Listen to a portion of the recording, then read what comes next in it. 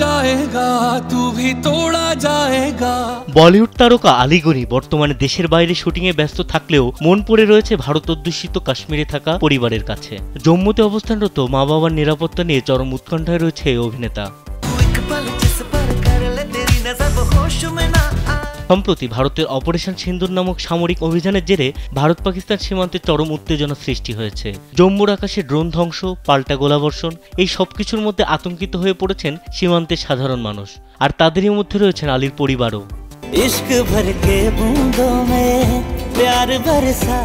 সামাজিক মাধ্যমে নিজের উদ্বেগ প্রকাশ করে আলী লিখেছেন, আমি এখন দেশের বাইরে শুটিং করছি, কিন্তু মন পড়ে রয়েছে জম্মুতে। মা বাবা সেখানে আছেন, আর বৃহস্পতিবারের ড্রোন হামলা তারা নিজের চোখে দেখেছেন। খুবই টেনশনে ছিলাম, ভাগ্যিস তাদের সঙ্গে কথা হয়েছে, সবাই ভালো আছে। তবে এই অস্থিরতায় কে ভালো থাকতে পারে। তিনি আরও লিখেছেন, অনেকে সোশ্যাল মিডিয়ায় দেশপ্রেমের বুলিয়া ওড়াচ্ছেন, কিন্তু যারা সীমান্ত এলাকায় থাকেন তারাই জানেন বাস্তব অবস্থা কতটা ভয়ঙ্কর। আমার পরিবারের নিরাপত্তা নিয়ে আমি খুবই চিন্তিত। অভিনয় জগতে পরিচিত মুখ হলেও আলীর এই মানবিক পোস্টে অনেক ভক্ত ও সাধারণ মানুষ সহানুভূতি প্রকাশ করেছেন। কেউ লিখেছেন, আপনার কষ্ট বুঝি। কেউ আর ভারত সরকারের আগ্রাসী নীতির সমালোচনাও করেছেন।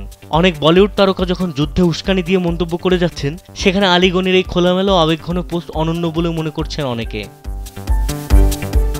বিনোদন ডেস্ক, কালবেলা।